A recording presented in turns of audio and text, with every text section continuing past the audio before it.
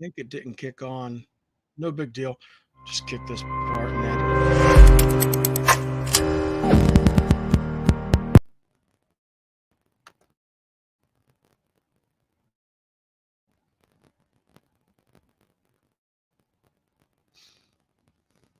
I don't know. I might be having some technical difficulties. Did you see an intro pop? Yeah, it popped up for a second and then it self canceled. See if you can roll it again.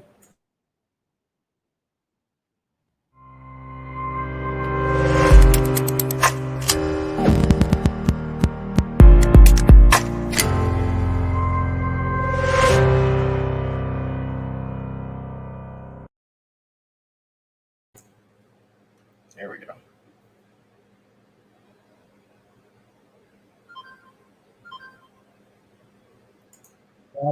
That is just too funny. I must be having all technical difficulties today. All right, Dragnet, I appreciate you coming on. We were talking a little bit before we went live about kind of the purpose of my channel, and I'm a Christian, you're an atheist, and we want to have a good dialogue, like not any got you questions, not any setups. And you had mentioned that you had been doing social media a lot longer than I have. I graduated in 2004.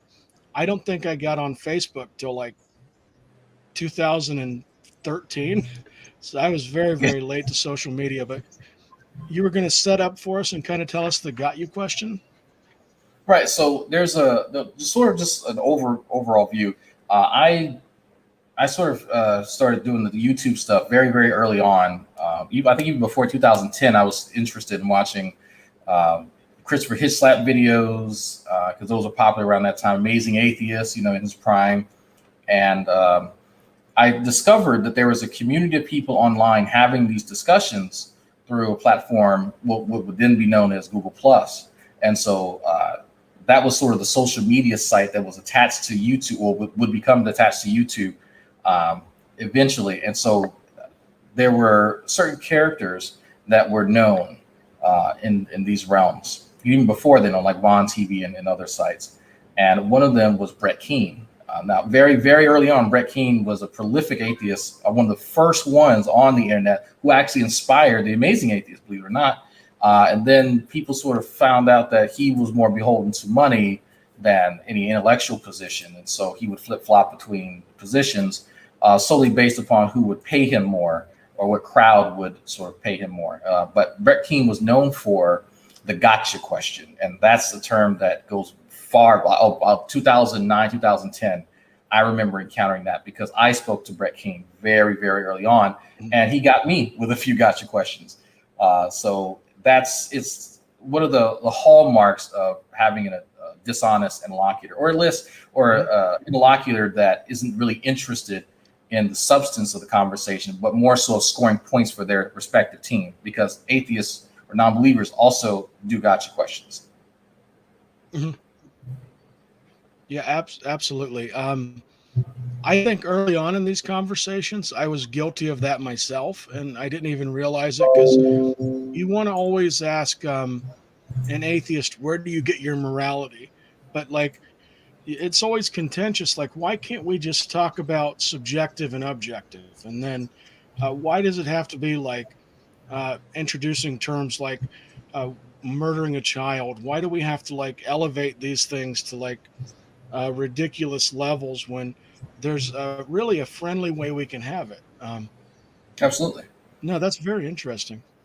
Well, what ended up happening was that, and this is because I don't want to say you're late to the game, but because the people who are now entering in the realm yourself, the guys from TARD, a lot of people don't understand that these phrases, these terms, these concepts have persisted for a while, and they were made popular by people that were not honest interlocutors.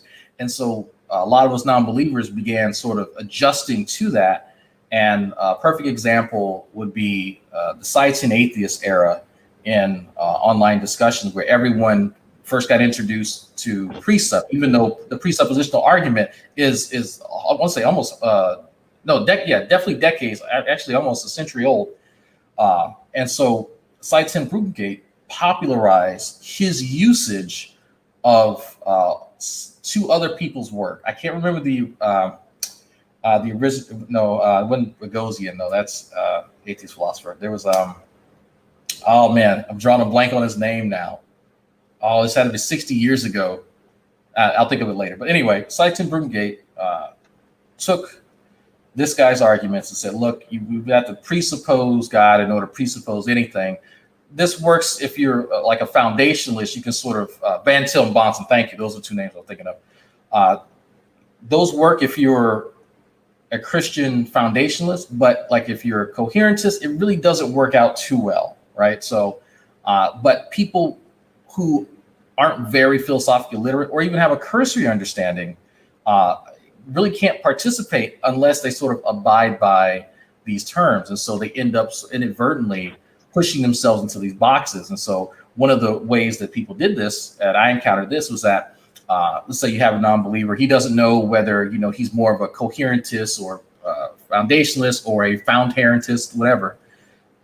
What the theist will do is push them into the category of a strict foundationalist by asking them, certain questions. So, okay, yeah, that sounds intuitive. Yeah, I think like that. And then they go, aha, gotcha. So now you have to presuppose God in order to see. It's dishonest. It's incredibly dishonest to do that. And so because of that, a lot of non-believers started trying to do that by presuming that every Christian is a young earth creationist, a strict Ellen G. White young earth creationist. And there's a reason I draw that distinction, because even amongst young earth creationists, not all of them are strict biblical literalists, excuse me. But that's sort of just been my experience in watching the overall dialogue evolve over the last few years. No, I agree. And a lot of people misunderstand presuppositional apologetics because of people like Cy and how they've represented it. Presuppositional apologetics is supposed to be me showing you how my frame works and how my belief in God establishes how I see reality, but it's not meant to be an argument for you to now take on my epistemology, because I need to understand what your epistemology is and then see where we can connect in the middle to get the justified true beliefs. But I do agree with you that like Cy, I always don't like talking bad about people, but I think that some things he did was positive, but I think he did a lot of negative. And I agree with you about the young earth Christians and old earth Christians. I think because there's so many differing views in all communities. Like we often hear atheism described as a spectrum. Well, Christianity can also at times be a spectrum as well. So Absolutely. if you're talking to individuals like we're doing now, I wouldn't want to straw man you by what the other atheist I talked to yesterday told me, because I want to know what you believe. Right. It's like this. If you draw just a line between, let's say, me and Arn Raw, both of us are science heads, technically, but his approach to discussions are a bit different than my own. And it's funny because Matt Dillahunty and I also sort of discussed that we have different approaches where sort of Matt will definitely sort of nip things in the bud. I want people to I want to be able to parse out exactly what I'm being told before I make a lot of presumptions. Matt, being the more seasoned, interlocutor, can kind of see a lot further ahead than I can. So his style differs based upon his experiences. And so if I am willing to give recognition to his style versus mine, then I have to also be fair and say, you know what, there are different categories of Christians. There are different magnitudes to someone's religious belief. And so just for me to sort of presume just off the bat, based on the last person I spoke to, isn't going to help conversation. It's just going to show people that I'm here to score points and not actually possibly learn something. Yeah, indeed. And I'm curious, have you always been an atheist, or did you come from a Christian family? What kind of led you into this? Oh, my family is incredibly religious. Actually, there's a few of my uncles and cousins in Atlanta, or let's just say Lawrenceville, Atlanta area. They're big into churches. Big. One of them is a pastor. I believe he's still a pastor. Both my parents are incredibly religious, even though my mother's more kind of a liberal Protestant Christian, and my stepfather pretty conservative Christian, at least when it comes to social issues. So I've always been raised around religion. It's been an integral part of my family for forever. I am one of the few non-believers in my family, and so that has sort of strained certain relationships. But my mother is fully aware of my position. She knows that. She watched my son when I went to the last atheist conference over in New Orleans. But I was always sort of this person that I am not big on tradition. I'm not big on following what other people do. So the concept of religion is sort of antithetical to my personality. So while I sort of reject the idea of a God, I have enough self-awareness to acknowledge that there exists within me a bias against organized religion that would make me less, sort of disposed to a belief in a deity. No, I can understand that. And like you said, that it is difficult at times balancing when you believe things different than your family. And, Christmas comes around. Like I've always heard this, and I don't know why, but people think that atheists should not have Christmas trees. Yeah. And I never did get that because as a Christian, I know that we co opted the Christmas tree anyway. So it's like, Yeah. A why lot of can't pagan roots there. why can't atheists have Christmas trees and get their kids Christmas presents? Yeah, I've heard arguments like that, and to which I respond and said, you know what? There's a bit of a disconnect. And I use the example of religious Jews versus ethnic Jews, right? I know an ethnic Jew, Ashkenazi Jew, actually one of my best friends, I'm a scientist, and he is not religious in any way. So that doesn't take away from his identity as a Jew at all.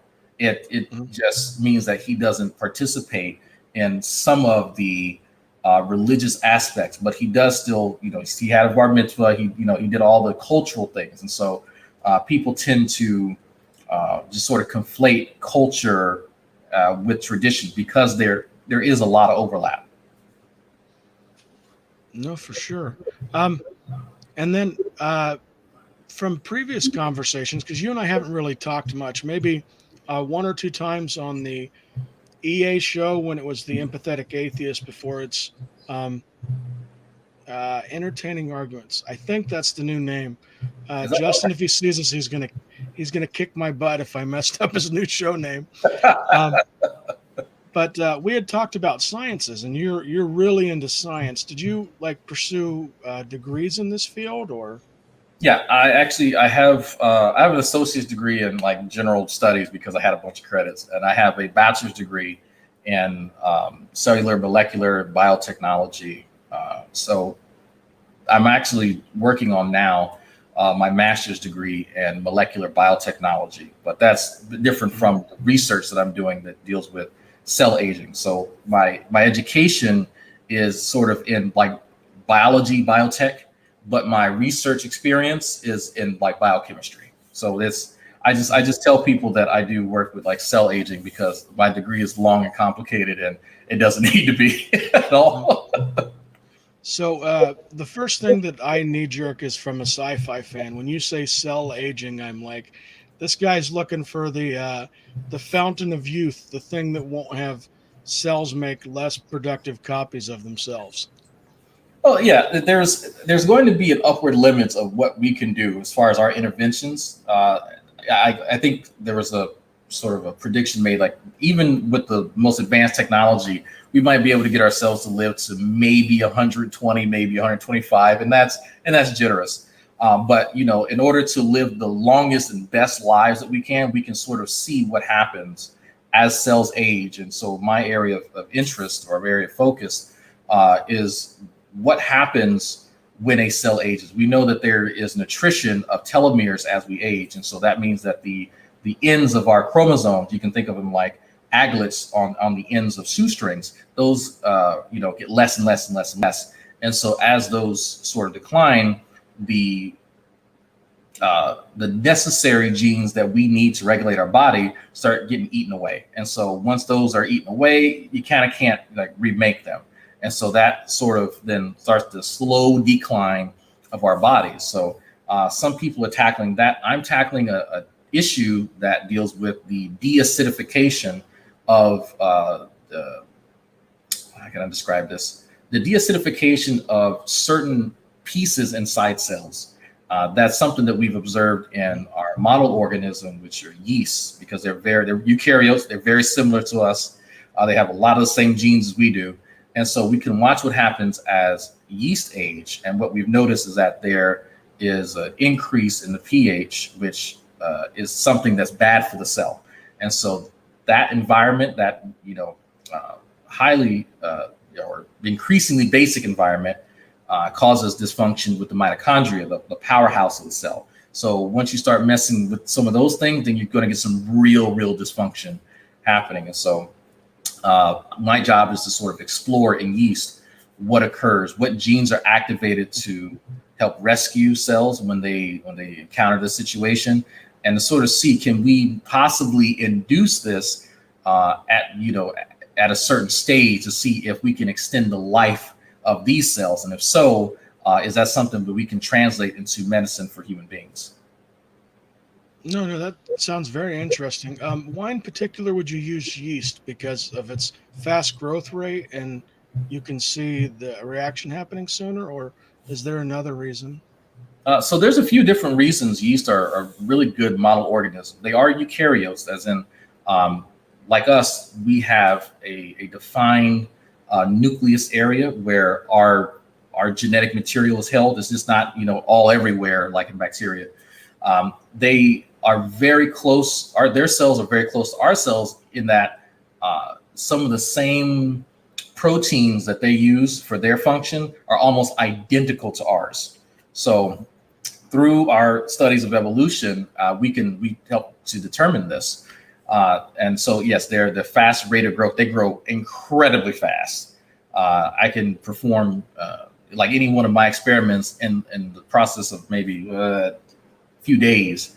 And they just need to grow for about 2 days, and they're pretty good to go. And they're cheap. They're really, really cheap. So that makes them ideal model organisms. No, very, very cool. So you do a channel on YouTube as well. Yes, I do. Is your channel mainly focused on science, or is it more interacting with the atheist community and theist community? It used to be at the very early stages. I would say around 2011, 2012, I appeared on the Magic Sandwich Show with Arn Raw, and he encouraged me to start a channel. And so after that, I started the Dragnauct Silver's channel. And up until about 2017, it was mainly focused on, me sort of going through phases of trying to debunk creationists, trying to sort of, strut my stuff as, science enthusiast at the time. And this was all primarily done over Google Plus. But since then, it's sort of just devolved into drama. And give me 2 seconds. Nope, you're good. All right, guys. Well, he's taking that. I want to say thank you very much for watching. Tomorrow, I'm going to have Matt Dillahunty on, I believe 3 o'clock Eastern time. Also, a shout out to the viewers. I appreciate anybody who watches this live or anybody who subscribes. If you engage in the comments after the videos live, like you ask me questions, I try now to get back to as many people as I can. Right now, my channel's 310 subscribers, so I can generally get back to everybody. So if you have a question or anything, shoot it in the comments after the video's over. It'll be that section down there. Also, if you enjoy this or you enjoy any other conversations, please consider giving it a like, also subscribing. And sorry about the mic. It looks like I was having a little bit of technical difficulty for a moment. You were saying, Dragnauct? Yeah, sorry. The guy's coming to fix my internet. So my channel sort of now taking a back seat to any discussions on theism, science, and all that kind of stuff. Occasionally, I'll film from my lab, but it's mostly me doing armchair psychology of people that are fairly interesting on the internet. It's just drama. I do still sort of participate in the discussion, the great debate, discussion on the line, on Atheist Experience, on other people's channels, and so my contributions to that overall discussion, I relegate to other people's channels because I saw, and we talked about this a little bit. There was a progression that happened from people willingly coming on other people's channels, just like we're doing now, to people refusing to go to people's channels that they disagree with, and just instead would just pretty much talk trash about them when that person was there. They're like, hey, I want to come in. No, I don't want you to come in because, I felt insulted that you claimed that you debunked my claim, and I'm going to sit here with you in the live chat and just sort of dictate to you from there rather than having discussion.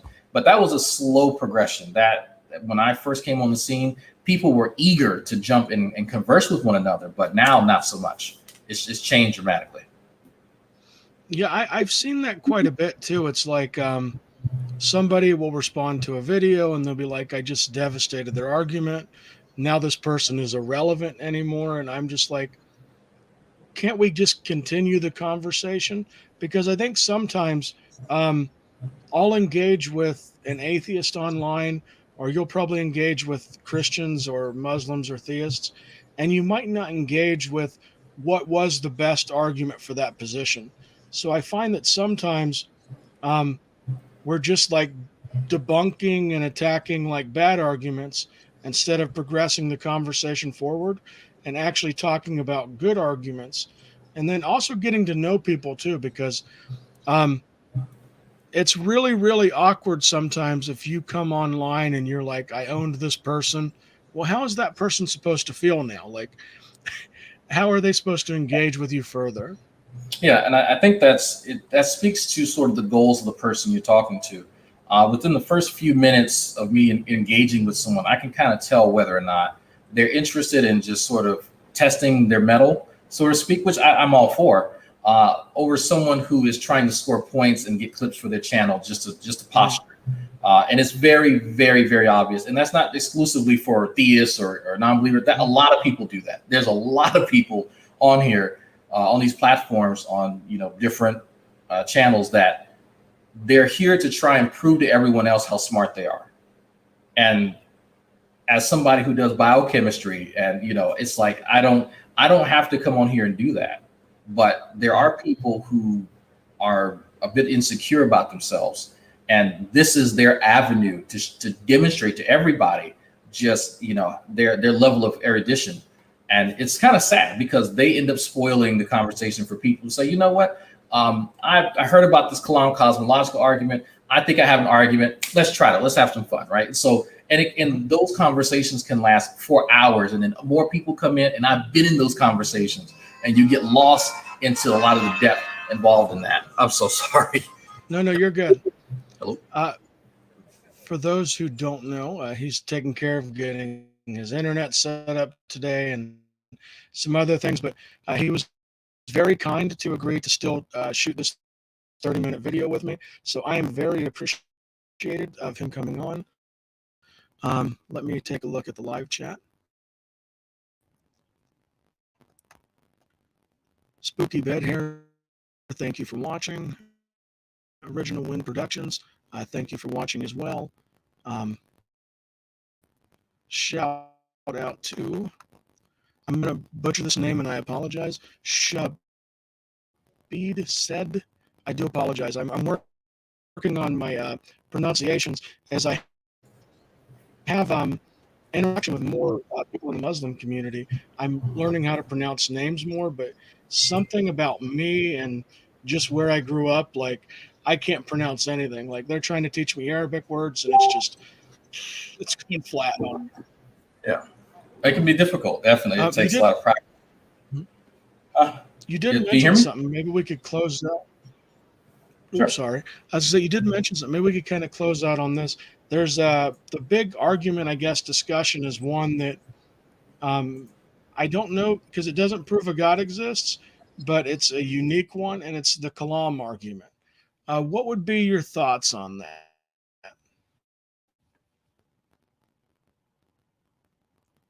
Oop, he had to leave again for a second. Hey, Oz. Shout out to Oz. Oz, I appreciate you coming on. I appreciate you coming on 3 days ago. We talked about mental health, which is something that's very, very important to me.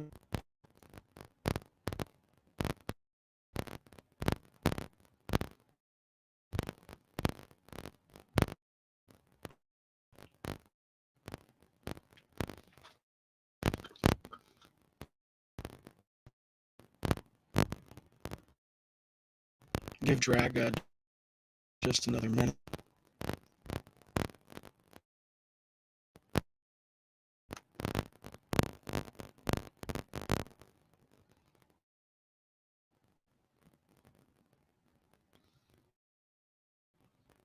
All right.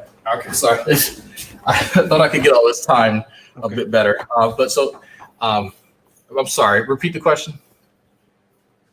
No. I just figure we'll close out the video with you kind of giving your impression of the Kalam cosmological argument, because that seems to be the big one that everybody's talking about. Yes. And I guess it stems from Arn Rawl interacted with three Muslims on the Muslim show Tap, and it was talking about a necessary being. Now, philosophically speaking, a necessary being is not a god, but it's just that there's a substance or there's a material. Right. Yeah. Yeah. And so and then I'll just kind of go on. So my introduction to the Kalam had been about 5 or 6 years ago, and this is back when people were sort of iffy about agreeing to premises. We didn't understand a lot of the differences between soundness and validity. The syllogism, that the basic syllogism that's given for the Kalam is absolutely valid, right, in its form, the most form that I've seen it in. But I have no problem with someone purporting that, this thing, whatever it is, is the progenitor of everything. My personal issue is sort of, hey, let's find out if these premises are valid, because I can propose that there is this entity, or it could be an entirely permanent universe, it could be literally anything, and it could just generate more universes. It could be a deity, it could be anything. How do we actually validate any of that? And so that's what I'm more so interested in. So the fun that I have with the Kalam is to say, okay, cool, I agree to everything. I grant it to you, just for arguendo's sake. Where do we go from here? How do we connect it to any specific deity or school of thought, or any alpha universe out there, or anything? So what's step 2? Mm-hmm. Yep. So you would say that it would be better initially, at least, I don't want to put any words in your mouth, if people just conceded to the first part of the Kalam for the sake of a conversation, not Sure. saying that you are conceding to it permanently, but just say, hey, I'm going to grant you the Kalam. I'm going to grant you that everything that begins to exist has a cause. Now, where do we go from there? Absolutely.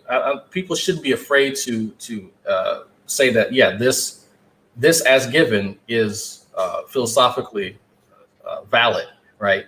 So if we are going to disagree on something, well, let's get to the bare bones of it. But just for the argument's sake, don't be afraid to do that, because I have seen this, and I understand why people think that conceding to a premise just for an argument means that you've betrayed some greater philosophical position that you have, and it doesn't, right? I can create a syllogism just as well as anyone else, and it doesn't take away from any of your religious beliefs or social beliefs or anything. But there are people who put forth that idea, and they don't understand how discussions work, right? They don't understand that. A perfect example, and it's the fallacy that a lot of people don't understand or even know about, the fallacy of 1,000 flowers. So if you want to have better conversations, understand what that fallacy is. Actually, go look it up now. I won't even tell people what it is. Go look up the fallacy of 1,000 flowers, and you will instantly think of someone who has used this and how it's poisoned discussions between people who disagree. No, I love it. And I love that you gave them homework. And let's not tell them what it is so then they can go look up the fallacy. Exactly. No, no. And once again, we're hitting that 30-minute mark. I'll run the outro in a minute, keep you on for just a few moments longer. Um, Once again, thank you for everybody watching. I appreciate everyone who's subscribed, everyone who's joined.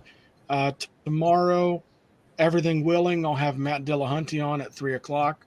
I'm looking forward to that. I want to ask him some questions about magic, for example, because him and I are both fans of that. I'm not as good of a magician as he is, though, by any means. All right. And once again, thank you for joining. Thank you.